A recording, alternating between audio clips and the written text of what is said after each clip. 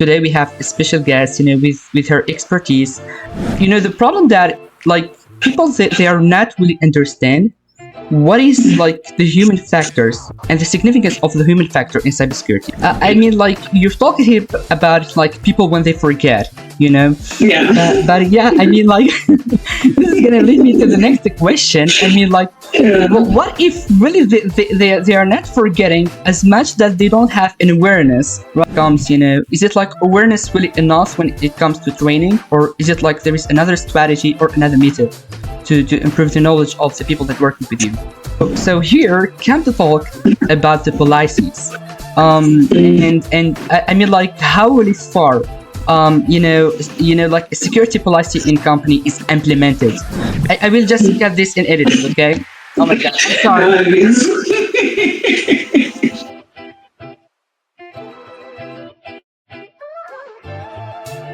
So I want to just welcome the Nelly Nyadzua in the Cyber Corner podcast. I want to thank her for the time that she just gave me to share, the knowledge. And Nelly, she's an amazing AI and cybersecurity specialist. And welcome, Nelly. I hope that you're just doing well. And also, I wish you a fabulous year for of joy and all the success. So can you just Nelly tell more about the audience? To know more about you. Okay, thank you, Mohamed, and Happy New Year to you. Happy New Year to the audience. Thank you for having me here. My name is Nelly Nyadzua from Kenya. I'm a cybersecurity consultant at Privacy for All, a company in Europe that offers DPO services. I also run Data Alma in Kenya, a company that offers cybersecurity solutions and supports human rights defenders that work with women and persons with disability and minority to offer them digital security training and support. And I'm passionate about security and privacy of data, ethical use of AI, and I strongly advocate for digital rights of everyone. Okay, thank you. That's totally amazing. I mean, like when I was just shaking to send you an invitation in LinkedIn, I was like checking your expertise, and I found that combination. It's really amazing to find that combination between AI and cybersecurity. This is like yeah, kind of special. And I think right now we are using AI a lot for improving cybersecurity. I think we are developing models, to do that. And I Yeah. think yeah, this is super diverse. So I think like it's super interesting. And yeah, moving to the Cyber Corner podcast. So by the way, for the people who doesn't know about that, this is the first episode with Nelly and globally in our podcast. So it just made for help the cybersecurity community with some exchange, and talking about some topics. And I was like posting on my LinkedIn about some topics, some topics like trained cybersecurity, and I think like people really, literally, were interested about the human factors and the significance of human factors in cybersecurity. I even like put a forum and they put a lot of questions. So I found that it's super interesting to talk that today with Nelly. Um, and to be honest, like the first question that I got, which is like many people sometimes asking it. Um, the problem that like people they are not really understand what is like the human factors and the significance of the human factor in cybersecurity. What is the value of that, right? Because if you're talking sometimes cybersecurity for average people, it comes like okay, it's about antivirus. I don't know, like or maybe if you talk technically, it's all about firewalls, policies. Okay, so what is the significance, the real significance of the human factors in the cybersecurity? This is the question. Human factor is actually the main factor. Like humans are the main thing in cybersecurity. Without humans, we won't have systems. Without humans, we won't have software. Like they're the basic, the foundation. So they really play a key role in the whole cybersecurity framework. And when attackers come to attack, it's always the human vulnerabilities that they want to exploit. Or like when you mentioned firewalls, when someone forgot to put up a firewall, when someone used a weak password, when someone is not really aware of how they should be protecting their systems, that is what is being attacked in general. Yeah. Here we ask that a question: is it only we have to point on the people, right? Like, is it always like they are the weakest link when we talk about cybersecurity, or we have to focus a lot with the people that working with us to ensure like a good level in the security? Funny enough, this is a very complex question because humans, we always say humans are the weakest link, but again, humans are the also strongest link when it comes to cybersecurity. It goes both ways, you know? So it's a weaker link, like when I mentioned that attackers check for vulnerabilities of the human, like social engineering attacks. You could be very good in everything, but you can get a smishing text or a phishing text and you react. And normally in social engineering, we always look at the emotions. So long as you respond to the emotions, that is where you get hooked.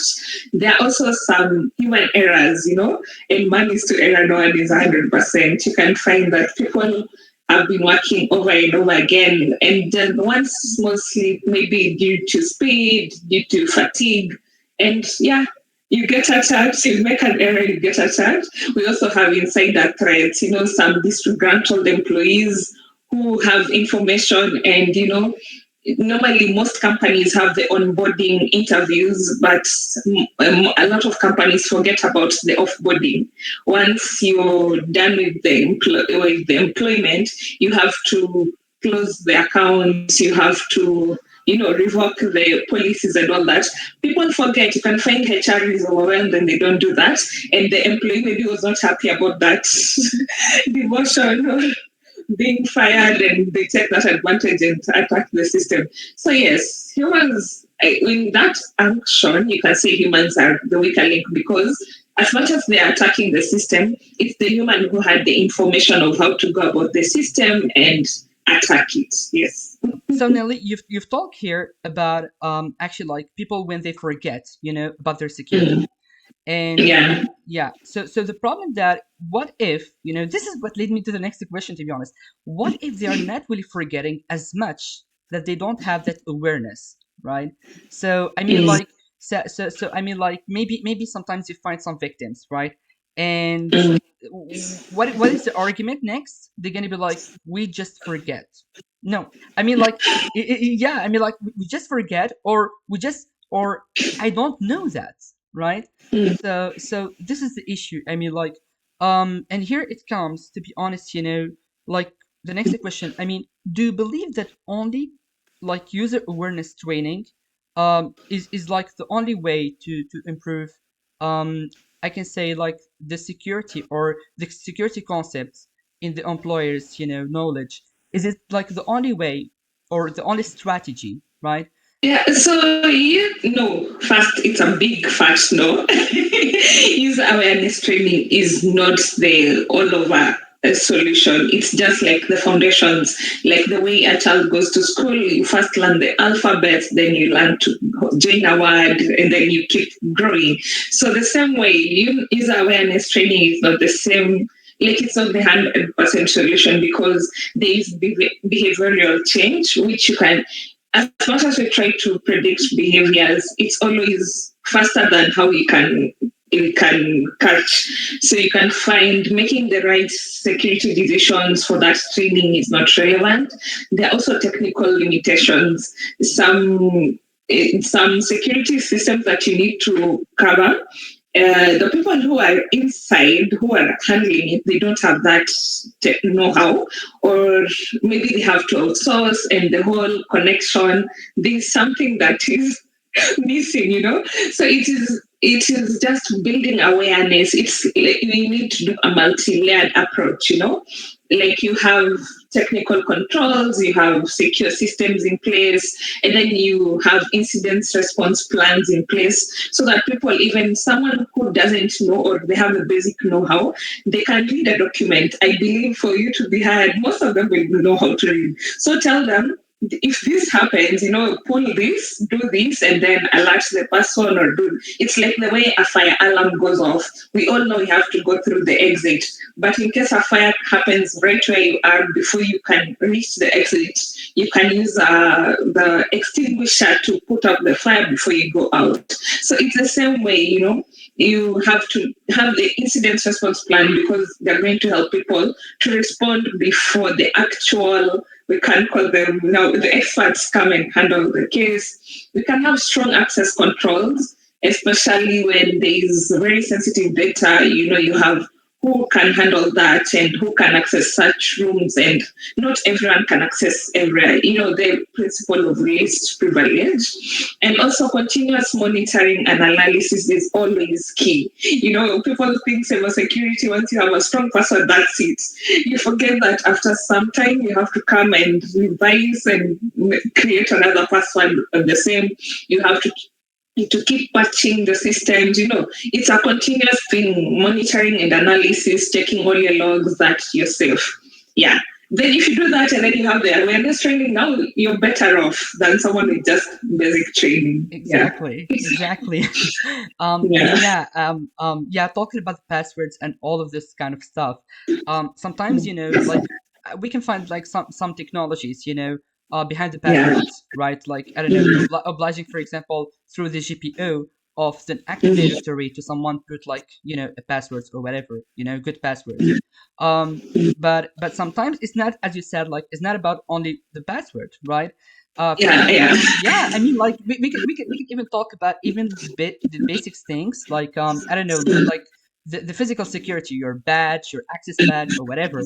Yeah, it's Um, true. Yeah. exactly. So here come to talk about the policies. And I mean, like how really far like a security policy in company is implemented, because sometimes we find like fabulous policy, like they're putting a lot of rules on it, and like do that, do this, as you said, like exactly. And the problem that is not really implemented is kind of like Yeah. ignored, we can say, by some employees there, and yeah, if even like the technological solution is not really there, and for example, if an employer, for example, just to simplify things, if for example an engineer who is not registered in active directory and use his computer, or yeah, I mean, like he can put any password he wants, and in the Yeah. policy it's written like you have to use the passwords with the 60 characters or something, so Yeah. yeah, so this has led me to the question, basically. I mean, how can an organization effectively, like communicate cybersecurity policies to the employers, to ensure the understanding and the compliance? So yeah, I mean, like how an organization, I can say, can ensure and communicate the implementation of the policy, when it comes, to their employers, and how they can, even if we're talking about even not technical employers, right? Because we know, Yeah. yeah, we know like some people working there from different backgrounds, and they're gonna be like, what is a security policy, or why I have to implement it or whatever. So here it comes. How really the organization can really like make the implementation of the policy something crucial in the company. So, first, an example of the whole cocktail of experience that I have: privacy, cybersecurity, AI. When I was embracing privacy, I came to realize it had more of the law stuff than the technical stuff. And it was interesting because when you're interacting with lawyers, one would tell you, that's a technical thing. It doesn't involve me. And then some policies are made by the lawyers, and you look at it from a technical perspective, and you're like, no, this is not feasible. It's good on paper, but practically doesn't work. So I get the question. I understand most companies, they would make policies, but they're forgetting their audience. They have to cover everything. So ensuring that the policies are clear and simple. Just write it in plain language and explain. Some things you just have to explain. Of course, we can say telling people to do 60 long password. I can't necessarily say that's unrealistic, Even if you have a password manager, but remembering that, typing all that, you'll find someone telling you that is too much. But if you told them, put something like 12 characters or 20 characters, and because of this is, if you put 8 characters or 6 characters, it can be easily get accessed or can be easily guessed. But if you put the longer you put the password, it will take more time. They can see the importance of that policy. Also, tailoring the message to the clientele. So, if you're putting a policy for technical people, you can, like, not the tech department, you can tailor it for them to understand why they need to do some policies. And when I say the tech department, the whole regulations we have, the whole GDPR news, every day there's new policy coming up. And coming from a tech point, people just want to create something and you're done and you deliver, you push it to production. You don't want to see the whole privacy by design and all that. But then if you tailor it, that you tell them, yes, you're going to create this software because this is what we need to do and this is why it is needed to be approved and all that, they will understand. Then you take the same policy and make it be understood in the HR department and maybe marketing department, finance department. It will easily make sense for them. Also, the learning materials, maybe you can do short videos, you can do some infographics, something fun, something relatable. And then engagement and reinforcement, like interactive training sessions, like we earlier mentioned, engage them, let them also do the question and answer, let them ask questions because sometimes people don't like change. We say change is constant, but people don't like change. I know this works, I want to work with this all the way. But if you engage them in a training session and tell them, and you give them the chance to ask questions and make them understand, it is easy for them to adapt and easy to make the changes. And also regular communication, like telling them in the next 1 month you're going to change passwords, you're going to reboot the whole system. Let them in the know. Then 2 weeks, remind them on this date, 2 weeks from now, 14 days from now, you're going to do this. It's going to make the policy implementation better, not easier and better than just plain old read this, sign this. People don't read the fine lines. And also the compliance, of course, you have to do audits assessments because you can do so much. If they don't do it, you can't just blindly say they did it. You have to do the audits to check out of 20 employees, 18 people adapted, 2 people did not. Then you can go now to personalize them and ask them, why didn't you do this? Maybe because they didn't understand or they didn't understand the processes that were needed to implement, or they didn't understand the whole context and they want to read more before they can sign, because a signature can take you to jail, so they don't want to incriminate themselves. Yeah, and then offer support and guidance all the way. I think that those are the best key ways to implement policies in companies. Yeah. Thank you. Yeah, I Yeah, mean, and sorry, and the best one, yeah, always lead by example, if people always see what you do.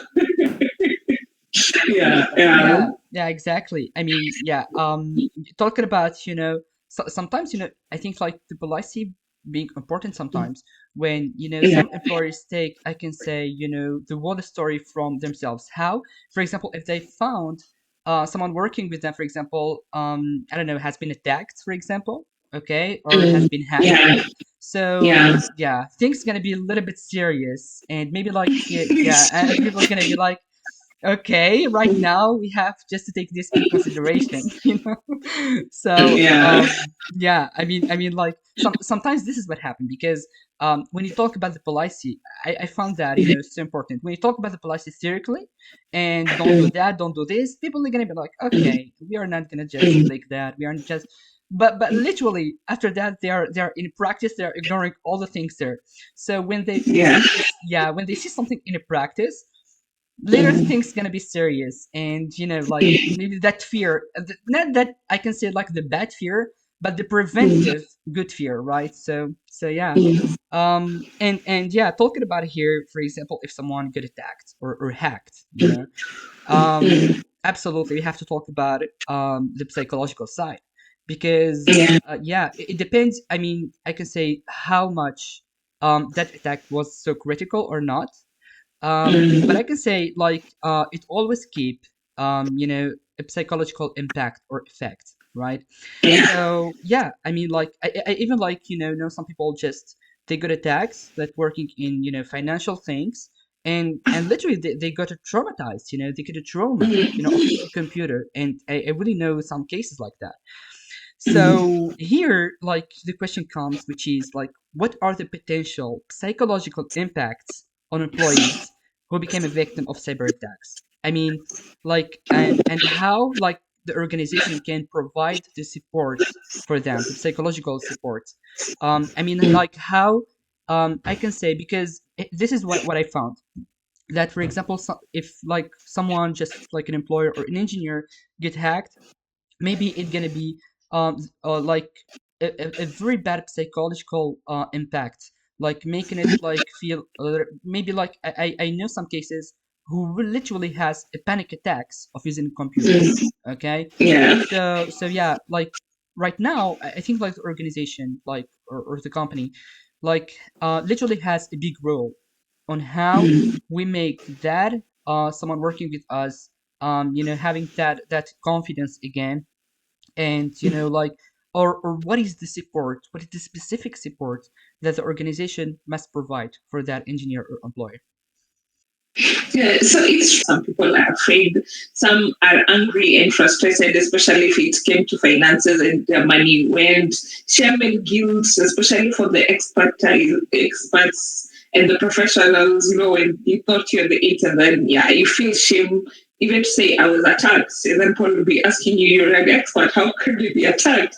And there's a whole loss of trust because humans we keep trusting from practice, And I say, yeah, if that was an expert in who was attacked, then maybe they're not that good. And maybe it's just, it reduces also the morale and productivity. But long terms, like PTSD, depression, and anxiety disorders, reduced productivity, they have a lot of changes in personal relationships. And all these can be handled, it's like any other attack. Cyber attack is like a physical attack. It's just that this one is not tangible. You don't have a scar to show that you are being attacked. Okay, apart from the bank account, which is right to zero, it's not like on your physical body, but it's still an attack. So organizations can put up, especially the mental health. We cannot emphasize. So you cannot. We have to emphasize so much on mental health because that is everything. People right now realizing that they need to take care of their mental health, they need to take care of their welfare. So that is the first thing they can do. The organization can form a support system or support group or a counselor for that person to just go through that process. They can also acknowledge and validate their emotions. You can just tell someone off, oh, you're attacked, you're overreacting, come back to work. You have to validate their emotion because it's true. You may not know what they're feeling, but there's something that they're going through. And validating them makes them feel heard, makes them feel not small and not segregated, but they know that they belong and they have people who understand them and trust them. And then communicate openly and transparently. That is also for the victims. You can't just say, I'm fine and keep going to work and yet you're afraid. Just come, take a step, talk to a colleague, talk to your boss, talk to the HR, tell them this is how I feel. Maybe I can take some time off and I can come back, or this is how I feel and I need this and this support to help me. And then provide further training based on the same attack. You can specialize the training about that specific attack so that people can know. On top of what we know, there are other ways that can be attacked because every waking moment hackers are always devising new ways to enter into the system, so you can be so good and then another 0 day attack comes in and bam, you're out. So yeah, offering training to keep equipping themselves and also having a supportive work environment. Now that is also for the colleagues, like support each other, encourage each other. And if it's when it's like financial loss, especially for a person, you can go ahead even offer financial assistance, maybe that is everything they had in their rent were due, so no amount of sorry and canceling will have them pay the rent. So you can actually have to do the actual giving money to cover their rent as they go through the whole procedure. Yeah, and all that makes healing process faster. Yeah, for people. Yeah. Yeah, I think like the process. It really depends. But yeah, this is what any organization, or even like not only the organization, maybe even like the friends and the small community. Even the family sometimes they have little to take that intervention. Yeah. So yeah, and absolutely, I know your fabulous background with AI. So this like this question coming with a mixed concept between cybersecurity and artificial intelligence, which is Okay. like, yeah, what is the cybersecurity challenges? I can say associated with implementing the AI and related to the manipulation of users. Now, as you know, like we are not talking about those classical attacks anymore. We are talking about Mm, a new generation of hackers, a new mm, thinking, the way that they're implementing the technology AI. And I'm always saying it, like the AI is just like an amazing, but there is like that dark and bright side of it when we talk about hackers, because yeah. yeah, so so as an experts we know that like we know that, okay, it's an AI, it's just like an amazing, and it helps us, but at the same time we are Mm, dealing right now with a new like knowledge and new generation of hackers, I can say. So this is like, like what should lead me to ask, like, what is the implementation of AI when we talk about the offensive way, or how we can just manipulate the users, and how we can really use some techniques using models, like you're just an expert in. So how we can develop those kind of tactics using AI to manipulate users.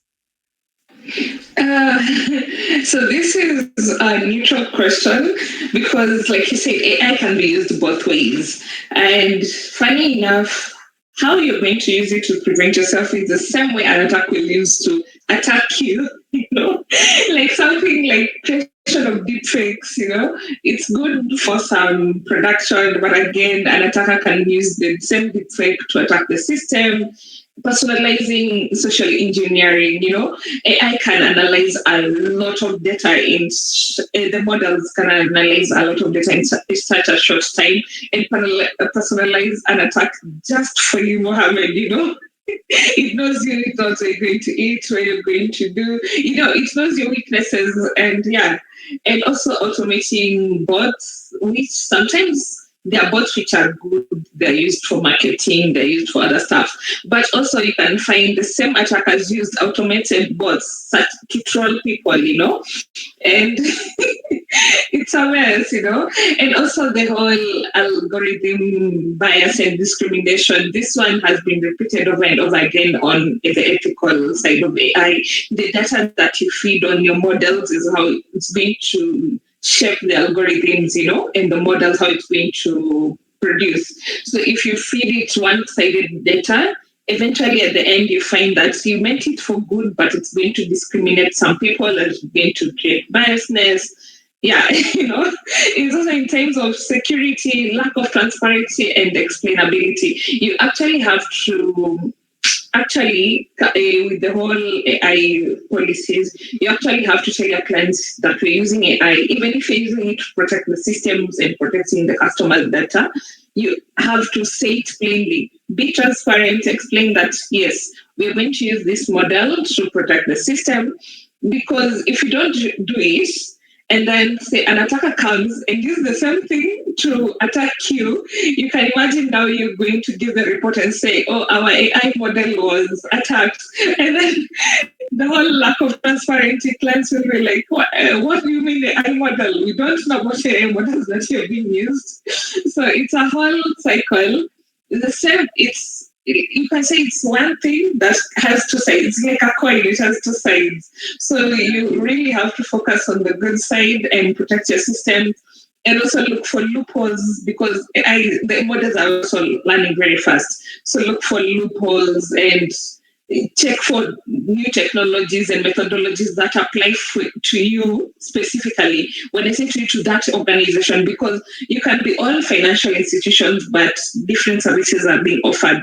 So instead of just taking a blanket solution for financial, you can specify for your case, then protect it so that it will be harder for an attacker to come and get in.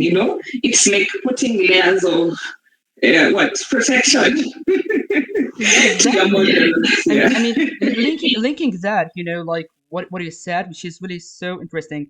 That right now we are dealing with the new concepts when we talk about the work, like remote work, right? So Yeah. yeah, so like you deal with like this kind of AI, and you deal with the new concept of working. And I think remote work in some of countries it became a culture, because like specifically after the COVID, because after the COVID, people find that like super productive to stay at home, using a VPN. Yeah. Okay, so yeah, just like imagine that with this craziness like of artificial intelligence in offensive way, and we find out that people using a VPN and whatever. So I mean like, and this is like a challenge, to be honest, like for the companies when it comes to talk about working from home. For example, imagine like as a system administrator, working from home has like full access, to all the Yeah. companies at home. So to be honest, it's super crazy, and it even like make the company feel a little bit like fear about it, right? Because it's sometimes became a single point of failure. You're using a VPN, you're using your computer, so you're like inside the company, but you're at home. We don't know Yeah. who is with you, like at home. We don't know which computer maybe you're using. So I think it's literally like kind of something we have to deal with, and maybe how the companies can deal with that. I mean, like when we talk about the personal security related to remote work, right? So yeah, I mean, like how the company can ensure that that engineer or the system administrator that working from home literally apply all what we just talked about, apply that, or really has an interest in the security itself. Yeah, so with the whole remote work, yeah, that's a whole ball game. It opened a whole can of worms. It increased the attack surface. And like you said, people are using different computers, the network is not the same like the one for workplace and all that. It also increased human error because you can say as staff, yeah, he's working and he's good at his job and he has all policies in place. But then I always give this an example. That staff has a family member, maybe a wife, maybe a child, who has an assignment which is due. And maybe the child's laptop is not working, or something comes up that is an emergency. And the very good dad, who's a very good staff, says, "Okay, fine, use my work, just create your report and send it, submit it." No one wants the child to fail anyway. So in the process of the child compiling the report, they click a link that is not supposed to, or they don't download something that they're not supposed to do, and bam, the child submits, but maybe it has opened a back door to the company's laptop now. And that is how the whole system comes crumbling down, because the staff was okay, but maybe the wife or the child was not aware enough. So continuous education, and there's this saying that they say you are as safe as the next person. So I can have all the know-how, all the certificates, all the techniques of cybersecurity. But if my next person does not know that and I have not trained them, that's it. Because sometimes an attacker, like I say, when you personalize, I can use your wife, your servant, your grandmother, your mother to get to you. They can, attackers have all the time in the world. So they'll use whoever is your second or third person to get to you. So continuous security awareness, not just for you, also for the people around you. And the whole blurring lines, personal and professional, you really have to insist on where we can say up to this is how you can use the laptop, up to this you cannot. As a system administrator can block some things remotely, but there's so much you can do. And there is a whole misuse of data breaches, because sometimes you're working and you're good, and then maybe you have a party and or someone, a neighbor pops in, I just say random hi, and you're working on something and they come and see it on your screen. They're like, "Oh, I know this guy," and just like that, there's a data breach, and the whole Yeah, so the exactly. whole monitoring and enforcement is really key. And also, you have a lot of user security and responsibility, and provide secure tools and resources. Now, that is a company responsibilities. Maybe their software that they need to implement, just pay for it. They could say maybe this is expensive right now. We have trained our staff, but we don't need to pay for this. But given that it's a remote work, it's a remote environment, you don't know the network they're using. Sometimes there are power cuts, at home, and the staff maybe has to attend that meeting, which it's with a client and it's really important, and they have to go to a cyber cafe to attend the meeting. But the network there is not that secure. So if they're providing the tools that can protect the system, that no matter what network you use, it reduces the attack risks, it's also good. And also shifting the whole mindset, and enforcing that share responsibility model, that it's not only the system admins or not only the IT department's responsibility for your security, but everyone is responsible for security. When you shift that mindset, everyone knows I am responsible for this, and I'm accountable for this. You're going to make the organization more, it's like pooling resources, you're building a wall of security for everyone. Yeah, but that's the whole thing. And keep communicating, keep giving them the policies and emphasizing, like constant communication is also always very good. Yeah. Yeah, exactly. So to be honest, yeah, it's like a huge topic talking about the remote. Like it's like depend because I see like really crazy sometimes cases, and I even like Mm. even it's like really funny. But I just met someone who is using a Windows 7 to access his the infrastructure company. He's using like a VPN code. Yeah. And Yeah. yeah, when it comes to ask him, like it was like because Windows 7 is so light on my computer.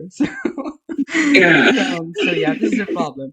So Mm. I want to literally thank you so much, Nelly. I mean, your insights are truly amazing, and I literally enjoyed each minute. It's super amazing how like much the time is super fast with you. So yeah, maybe like the last question that I gotta ask: do you have any specific message to pass for the cybersecurity community related to our topic today, or like a global one? Okay, so just feel free to express. Yeah, sorry, it's not specifically for cybersecurity community, but for everyone, And I like using this quote because it emphasizes that everyone, like I mentioned, the pooling of resources, everyone is responsible, and you can't really blame an attack from one person, even if the account was used to attack.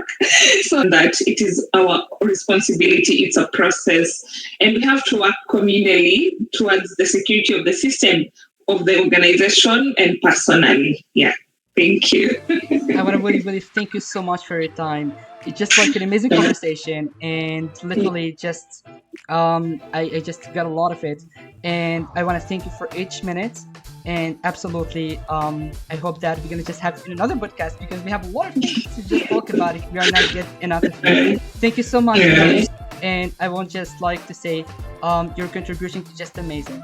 So take care of yourself, and yeah, thank you so much for all the thoughts that you shared.